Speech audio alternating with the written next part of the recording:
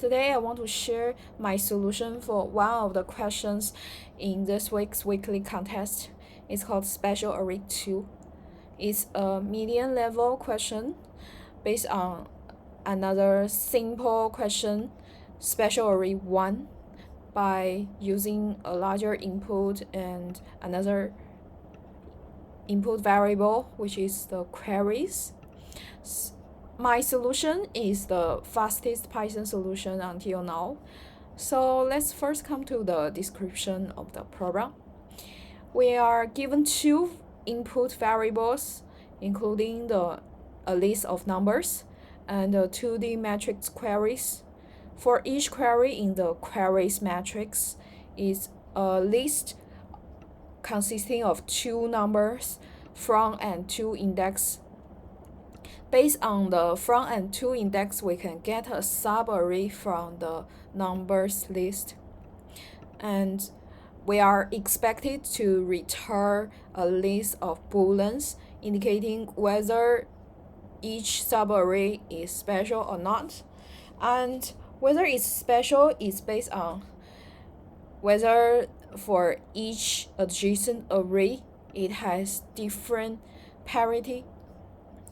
And parity is like whether they are both odd or both even.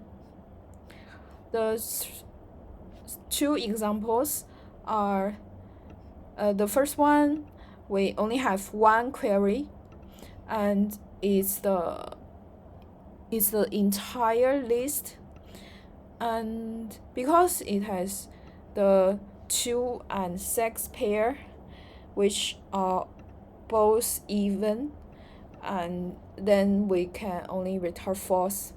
The second example, we have two queries. The first query is 431. It has a pair of both odd numbers, so we can return false. The second query starts from the second index and the third index. It has 1 and 6.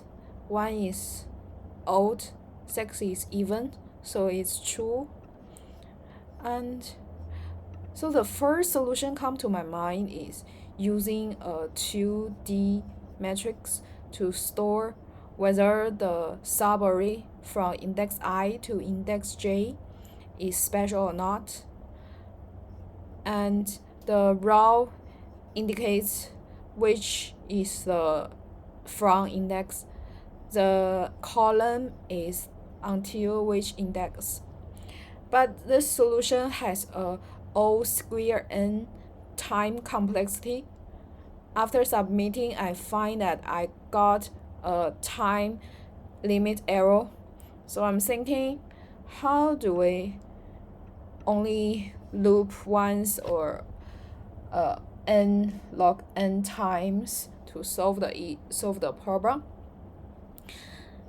The first thing we can simplify is, because every time we only need to check the adjacent numbers, so we can create a list of byte index indicating at which index it has the same parity as the previous number.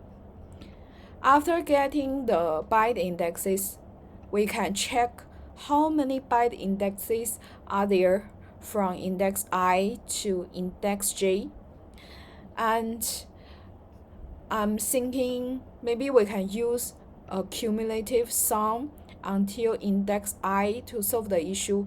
So by computing the difference of the accumulative sum until index j minus the accumulative sum until index I, we can get the number of byte indexes between index I and index j. So that's my solution. Let's come to our solution. So first, we create a byte index and a prefix sum as our intermediate variables to store how what are the byte indexes and how many byte indexes are there until index I. For the first loop, we can get all the byte indexes and update the prefix sum for each loop by using the previous prefix sum and whether the next is byte index. We need to treat the last prefix sum specially because our loop is only until the second last number. The second loop is for each query, we need to check how many byte indexes are between the two indexes by computing the difference of prefix sum of the two indexes. If the byte index is more than 0, it's not a special array. If it's 0, that means it's a special array. Then return the result. Yeah, that's all for my explanation. Hope it helps. And if you have any further questions, you can comment below and I will try to solve. Thanks.